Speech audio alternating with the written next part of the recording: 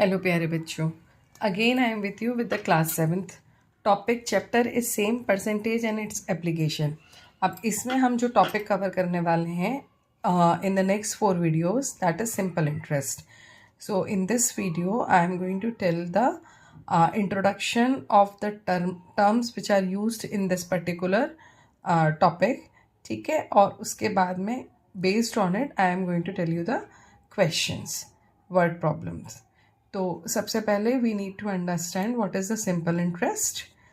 सी suppose जैसे for example मैंने बोला कि देर आर 2 पर्सन्स, से ए एंड बी. ठीक है, तो ए ने बी को 100 रुपये दिए कुछ टाइम के लिए. तो ए ने बी को 100 रुपये दे दिए, राइट. कोई बिजनेस करना था, कोई चीज़ उसको सामान खरीद के बेचना था, तो 100 रुपये इसने दिए. बी ने ये कुछ समय तक अपने पास रुपए रखे and after that he returned this 100 rupees. ठीक है, now he will not only return 100 rupees, he will give some extra rupees also. So से उसने 10 रुपीज़ जो है वो उसको एक्स्ट्रा दिए. तो whatever the money which has been paid extra, that is known as interest, right. तो इसको हम क्या कहेंगे? इंटरेस्ट.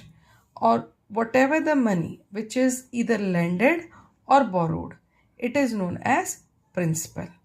ठीक है, तो इसे हम कैसे समझेंगे कि द मनी, अब मनी को आप क्वेश्चंस में सम भी कह सकते हैं, कई जगह आपको अमाउंट भी मिलेगा, right. So the money, sum or amount which is either lended or borrowed. Lended उधार दिया है या फिर आपने उधार लिया है, और borrowed it is known as principal and it is shown by capital P, right. अब मैंने बोला rate of interest. Rate of interest का मतलब क्या होता है कि suppose on every 100 rupees I am going to give 10 rupees in every year. ठीक है, तो what will be the interest rate? 10%. okay, so rate of interest indicates कि how much, it indicates how much money extra is being paid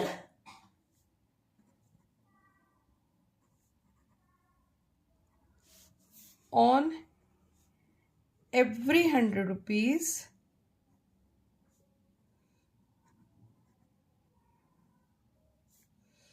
in a year.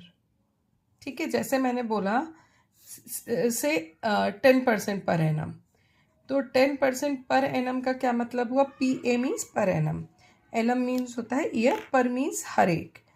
So 10% per annum मतलब हर एक 100 rupees पे आपको 10 rupees extra मिलेंगे. तो आपके पास suppose 13,500 है, तो इसमें कितने 100 रुपीज़ हैं? 135.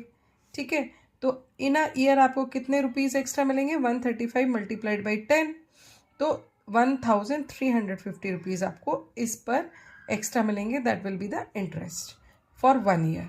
अब 1 से ज़्यादा ईयर्स होंगे तो time will also multiplied year. Okay, now time for, and this rate is indicated by capital R or small r. Time is that time period for which the money is either landed or borrowed, for which money is either lended or borrowed, right.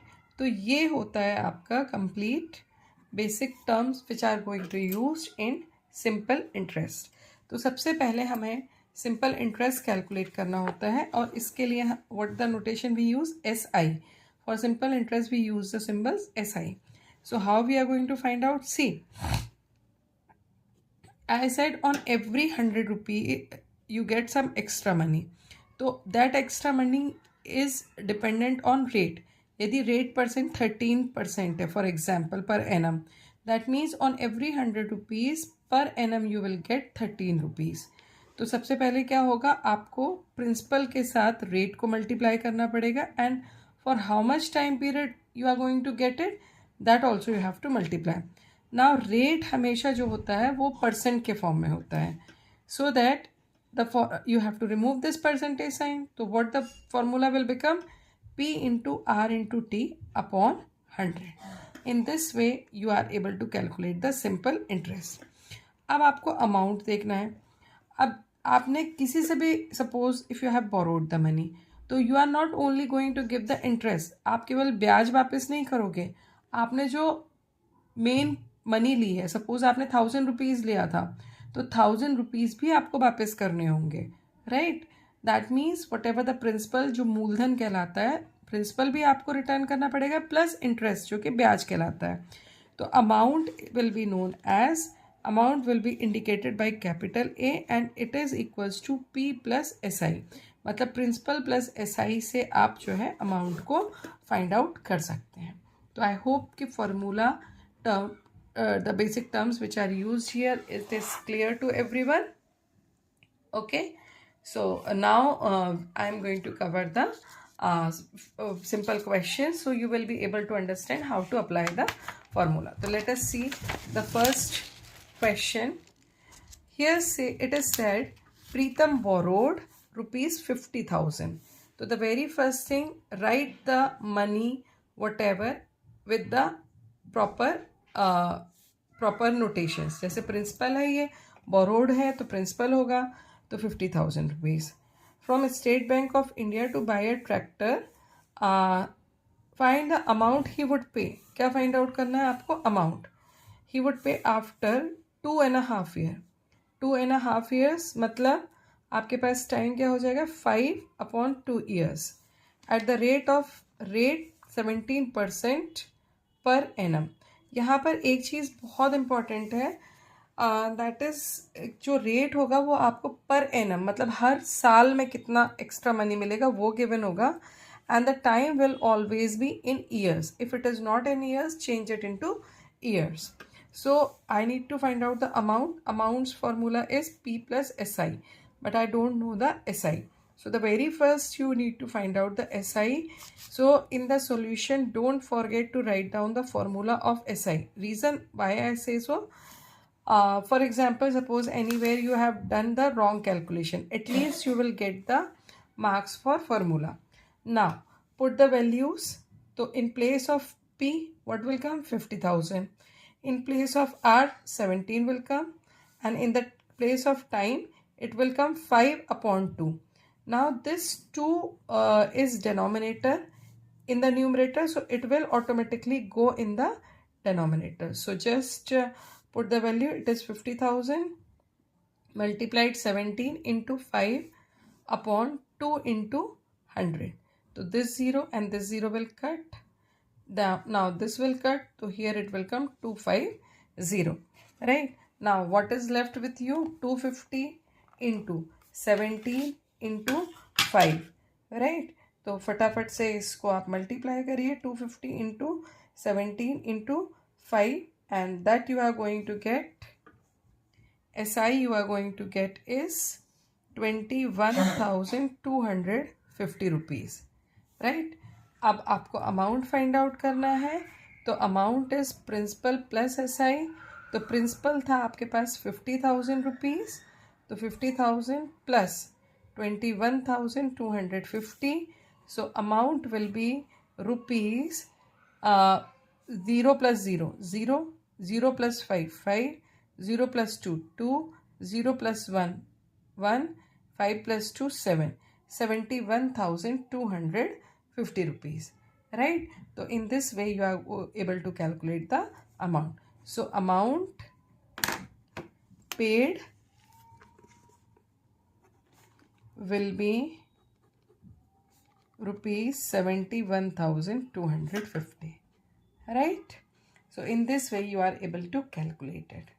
One more problem I am going to cover in this video, and that is, see, Sanjay borrowed rupees 3,000 from a bank at 9% per annum.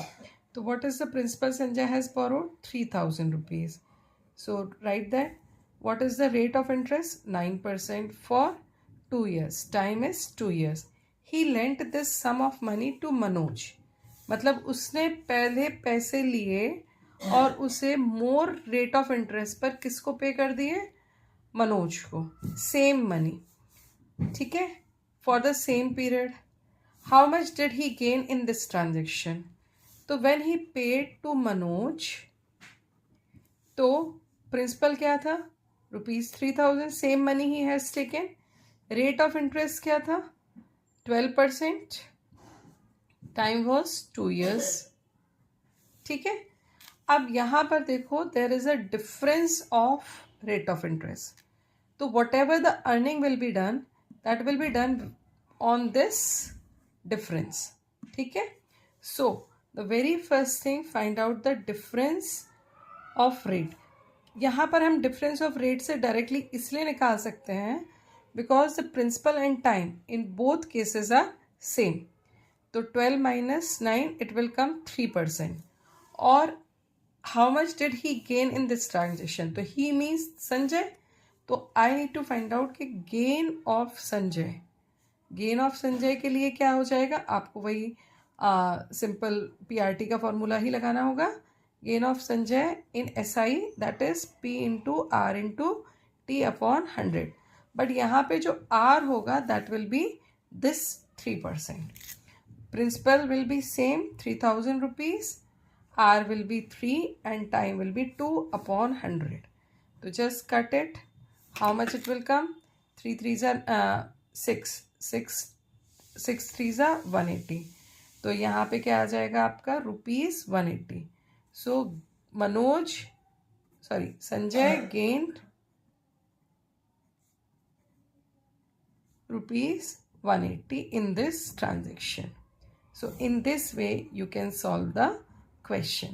So I hope you have understood the basic terms and the concept of this SI, as well as these two questions are clear to both all of you. So for more such type of questions, solutions, stay connected with me in my channel. And don't forget to like, share and subscribe among your friends. Till then, good luck.